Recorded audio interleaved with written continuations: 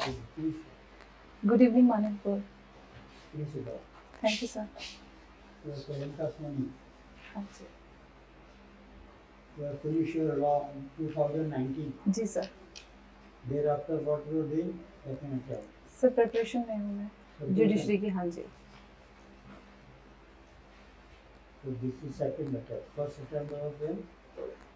Sir क्योंकि मेरी LLB final year में थी मैं, तब मैंने कोई तैयारी नहीं की थी, एक वैसे अटेम्प्ट लिया था. हाँ जी.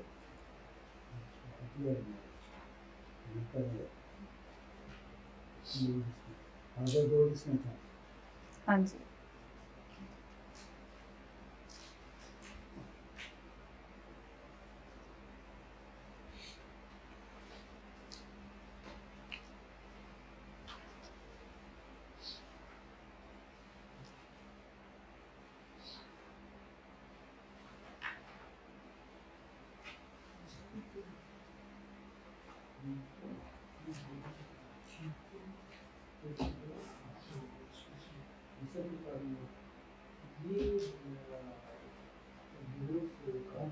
आपने डिग्री क्यों लगाया है?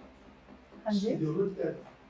डिवोर्स डिग्री की कॉपी क्यों लगाई है इसमें आपके फॉर्म में? सर ऐसा तो कोई रीज़न नहीं है. वैसे मेरी तैयारी बहुत अच्छी अपनी तरफ से ही मैं मानती हूँ, दावा नहीं करूँगी इस चीज़ का, लेकिन सर एक रिजर्वेशन कैटेगरी में है तो दैट्स वाइट ना. बस हम यही पूछना चाह रहे थे. आपने क्लेम किया होगा रिजर्वेशन इसमें?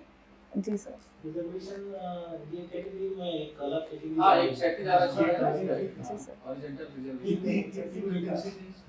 हाँ जी. इसके सर नोटिस नहीं किया 3 और 4 नोटिस नहीं किया सर इस बात के लिए. तो आप ये बताइए कि जैसे जो रिजर्वेशन है आपका, थोड़ा सा आइडिया है आपको रिजर्वेशन का? हाँ जी. तो आप महिला अभ्यर्थी हैं. हाँ जी. ठीक है. और दूसरा आप ये जो है डिवोर्स का दिया हुआ है. जी. ठीक है. तो क्या दोनों आरक्षणों का लाभ आपको मिलेगा?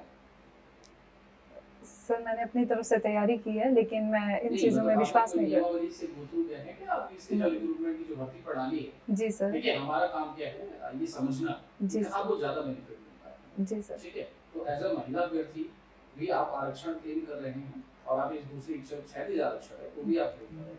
जी ठीक है. सर. दोनों ही आरक्षणों का लाभ आपको मिलेगा. सॉरी सर मुझे नहीं पता. ये एक चीज है.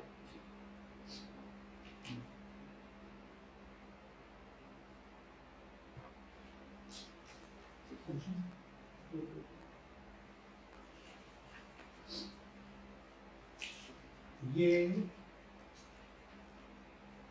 सेशन स्टाइल जो है जी सर. उसके 2 ऑफेंसेस सेशन ट्रायल हो गए. सेशन ट्रायल वाले ऑफेंसेस 2 सर, एक तो मानहानि से संबंधित अपराधों के अंदर सेशन स्टाइल सेशन ट्रायल में सर उसे बिना कमिट किए सेशन. है. सॉरी सर मैं समझी नहीं, आप प्लीज दोबारा बताएंगे. सेशन स्टाइल ऑफेंसेस 2 बताते हैं. तो ऐसे अपराध बताइए जिनका सेशन ट्रायल होता है. ऐसे सेक्शंस. सर जो जैसे कि मर्डर हाँ. हो सकता है सर, कल्पेबल होमिसाइड हो सकता है, ग्रेवियस हर्ट में हो सकता है सर. और ये जो रेप केसेस हैं जी सर. ये मजिस्ट्रेट ट्रायल है या triable by session sir. Triable? जी. Rape cases. अच्छा ये बताएं कि आपके वहाँ हनुमानगढ़ में जी कितने स्पेशल कोर्ट्स हैं? सर 29 कोर्ट है, 29 कोर्ट है हनुमानगढ़ में, Special लेकिन courts. स्पेशल कोर्ट सर 14 जैसे क्राइटेरिया में आते हैं सिटिंग में. आप सॉरी सर मैं बताऊँ. स्पेशल कोर्ट जैसे महिलाओं के लिए फैमिली फैमिली कोर्ट कोर्ट है. है, जी. पॉक्सो. पॉक्सो पॉक्सो कोर्ट है, जी. कोई और कोई ऑफेंस का भी हुआ है तो उस पर कोई स्पेशल ट्रायल हो रही है. सर मैंने भी कितने केसेस? पढ़ा नहीं अभी, लेकिन जाके पढ़ूंगी नहीं सर. पढ़ा नहीं सर मैंने इसके बारे अच्छा ये बताएं कि कंप्लेंट जो होती है में. जी वो किस सेक्शन में होती सर, दंड प्रक्रिया संहिता की धारा 200 के अंदर. है? दंड प्रक्रिया संहिता की धारा 200 के अंदर. और बयान कौन से सेक्शन में लिए जाते हैं? सर बयान मुलजिम धारा 313 के अंदर लिए. नहीं, बयान कंप्लेनेंट के बयान. कंप्लेंट सर जो परिवाद सत्सित करने आता है व्यक्ति, उसकी परीक्षा कौन की से जाती है. सेक्शन में होती है? कंप्लेंट के बयान सर 200 के अंदर जब वो परिवादी बनकर के आता है या साक्ष्य के साथ होती है. कंप्लेंट के साथ ही वो सर तो उसके 200 साथ। में तो बयान हो रहा है, जी सर। आप बोल रहे हैं कि कंप्लेंट 200 में कौन सा सेक्शन सर सेक्शन सर मुझे मतलब थोड़ा 190 के अंदर कॉग्निजेंस लिया जाता और है मुझे बयान फिर विटनेसेस के कौन से सेक्शन कंप्लेंट पे हाँ जी जो बयान लिए जाते हैं वो किस सेक्शन में लिए जाते सॉरी सर अभी याद नहीं आ रहा। हैं? सेशंस ट्रायल, वारंट ट्रायल और समन्स ट्रायल। समन्स ट्रायल में कितनी सजा है? सर ऐसा कोई क्राइटेरिया फिक्स नहीं है, समन ट्रायल के लिए ऐसा कोई फिक्स नहीं है कि इतनी ही सज़ा दी जा सकती है। और वारंट वारंट वारंट ट्रायल के लिए भी ऐसा नहीं है, ऐसा कुछ सज़ा के लिए प्रावधान नहीं है। सेशंस की सेशन के लिए भी नहीं है सर। अच्छा जो पनिशमेंट पावर होती है कोर्ट्स की, जी इसको सर। थोड़ा इलैबोरेट कर सकते हैं कि किस कोर्ट के पास कितनी पनिशमेंट पावर होती है, जी क्या सर। कैटेगरी है, क्या हायरार्की है? जी सर। सर दंड प्रक्रिया संहिता की धारा 28 के अंदर बताया गया है कि जो हाई कोर्ट है वो कोई भी सज़ा दे सकते हैं, माननीय हाई कोर्ट कोई भी सज़ा दे सकते हैं। और जो सेशन जजेस होते हैं वो सर और अपर सेशन कोर्ट जो होते हैं वो मृत्यु दंडादेश में सर पुष्टि करवानी ज़रूरी होती है हाई कोर्ट से। इसके अलावा कोई भी सज़ा उनके द्वारा दी जा सकती है। और जो सहायक सेशन न्यायाधीश होते हैं वो सर मृत्युदंड, आजीवन कारावास या 10 वर्ष से अधिक अवधि के कारावास के सिवाय कोई भी दंड दे सकते हैं। और सर दंड प्रक्रिया संहिता के सेक्शन 29 के अंतर्गत बताया गया मुख्य न्यायिक मजिस्ट्रेट का न्यायालय मृत्युदंड, आजीवन कारावास या 7 वर्ष से अधिक अवधि के कारावास के सिवाय कोई भी दंडादेश दे सकते हैं। और सर प्रथम वर्ग न्यायिक मजिस्ट्रेट का न्यायालय जो है वह 3 वर्ष की अवधि का कारावास या फिर 50,000 रुपये का जुर्माना दे सकते हैं। और जो द्वितीय वर्ग न्यायिक मजिस्ट्रेट का कोर्ट होता है सर वह 1 वर्ष का कारावास और 10,000 रुपये तक का जुर्माना दे सकते हैं। अच्छा, तो जो मृत्यु दंडादेश होता है उसकी जो पुष्टिकरण होती है वो किस धारा के अंदर होती है? सर ये धारा 368 के अंतर्गत की जाती है। 368 के अंदर सर करता है। सेशन 366 के अंदर सर सेशन जज जब मृत्यु दंडादेश पारित करता है तो पुष्टि के लिए हाईकोर्ट के पास भेजता है सर। कितने जज होते हैं पुष्टिकरण के लिए? पुष्टिकरण के लिए सॉरी सर नहीं याद अभी। कोई आपका विषय जो आपको पसंद है लॉ में, लॉ में सर सबसे ज्यादा जो पसंद है? सर कमांड तो मेरी सभी पे ही है लेकिन एविडेंस एक्ट मुझे अच्छा लगता है। डॉक्ट्राइन एस्ट्रोपल मैम इसके अंतर्गत ये होता है कि जब कोई पक्षकार किसी कार्य लोक के कारण किसी अन्य पक्षकार को ये विश्वास दिलवाता है कि कोई बात सत्य है और जो दूसरा पक्षकार होता है उस बात पर विश्वास करके कोई कार्य कर देता है, तब प्रथम पक्षकार को किसी अपनी कही गई बात से मुकरने का अवसर नहीं दिया जाएगा। और ये साक्ष्य अधिनियम की धारा 115 के अंदर बताया गया। एस्ट्रोपल के अंतर्गत मैडम पिकॉट बनाम सीयर्स का वाद है या शरद चंद्र डे बनाम गोपाल चंद्र राठा का वाद है जिसके अंदर सॉरी मैम मैंने नहीं पढ़ा था जी। रेस्ट जस्टिस मैम एक ही समय वार का भाग होने वाले तथ्यों को रेस्ट जस्टिस माना जाता है। कौन सा सेक्शन? मैम सेक्शन नंबर 6 में दिया गया है। सेक्शन 6 जी। इस सेक्शन 6 के भी कोई और रिलेवेंट सेक्शंस हैं? जी मैम सेक्शन नंबर 7 है मैम, सेक्शन नंबर 8 क्या है। है 7 में क्या? इसके अंदर मैम प्रसंग हेतु और अवसर के बारे में बताया गया है।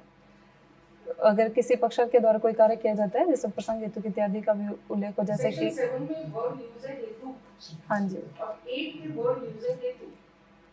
हाँ जी मैम जो सेक्शन 8 हेतु है वह ये बताता है कि किसी भी कार्य को करते समय पक्षकार का आशय था या नहीं था।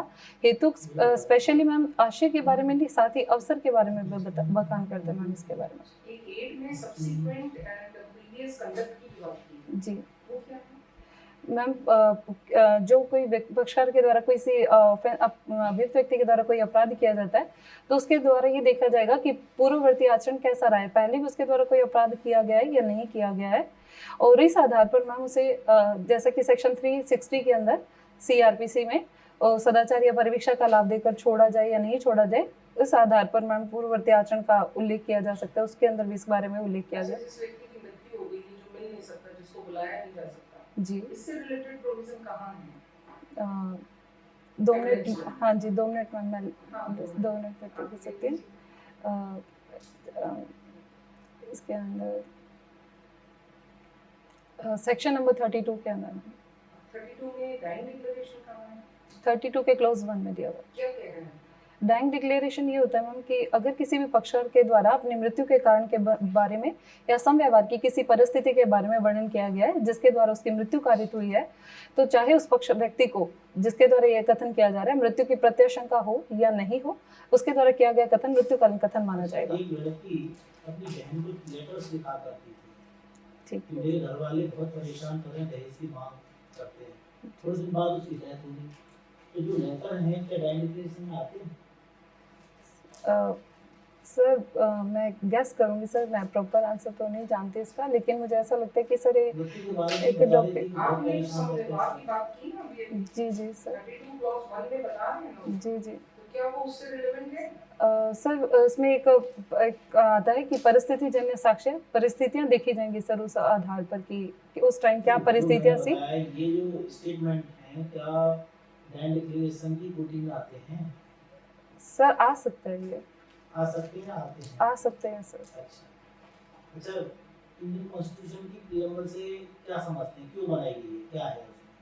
सर ये संविधान निर्माताओं के विचारों को जानने का एक सोर्स माना जाता है, और इसके द्वारा सर पता चलता है कि संविधान निर्माताओं के विचार क्या थे या किस विचार तो उनके से। बहुत सारी किताबों में लिखे हुए हैं, उनकी जीवनियों में लिखे हुए हैं, इसमें विचार लिखने की कहाँ जरूरत आ रही है? सर संविधान के अधीन ये होता है, इस संविधान को सर एक तरह सर्वोच्च विधि माना गया है, सभी विधियों से सुप्रीम है ये, और इसके अंदर उनकी जिन वो भारत को जिस रूप में देखना चाहते थे उस रूप में सर उन्होंने संविधान के दिन अपने आशय को प्रकट करके ये बताया उसके बारे में। पागला नारायण स्वामी का केस सुना है? जी सर। किस उससे संबंधित है वो सेक्शन? सर इसमें संस्कृति को डिफाइन किया गया है। संस्कृति जी क्या सर। होती है संस्कृति? संस्कृति सर अपराध को स्वीकारना या ऐसे तथ्यों को स्वीकारना जिससे अपराध का गठन होता है, वह संस्कृति कहलाता है। अच्छा, और कुछ था इसमें पागला नारायण में? सिर्फ संस्कृति? सर इसे मृत्युकालीन कथन से भी जोड़ा जाता है। अच्छा, इसका एविडेंस ऑफ प्रीएम्बल क्या है? एविडेंस लॉ का प्रीएम्बल। हाँ जी, एविडेंस में साक्ष्य विधि का समेकन संशोधन जो लागू करने के लिए मैम साक्ष्य अध्ययन बताया गया है। परिभाषा ये अपने आप एग्जॉस्टिव है, मतलब ये संपूर्ण है क्या?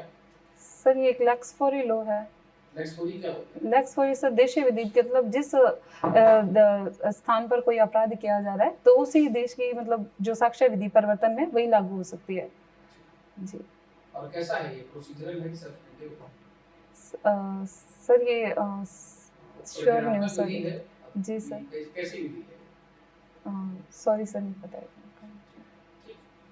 दूसरी लॉ है, हाँ, एविडेंस प्रोसीजर लॉ है, जैसे सीआरपीसी सीपीसी और एविडेंस, ये भी प्रोसीजर लॉ है। Evidence, okay sir. Very good, Priyanka. Your knowledge of law is really very good, remarkable. Thank you ma'am. लेकिन और चीजें भी हमें ध्यान में रखनी है, जी है ना? लॉ आपका बहुत अच्छा है, ठीक है मैम। और मैं ये समझ पा रही हूँ कि आपको प्रोविजंस बहुत अच्छे से याद है, आपको वीआर एक्ट में पकड़ बहुत अच्छी बहुत अच्छी ठीक पकड़ है। है। हाँ जी। अच्छा, एफआईआर में कोई लेटेस्ट केस बताएंगे? सॉरी सर, कोई मैं लीडिंग केस?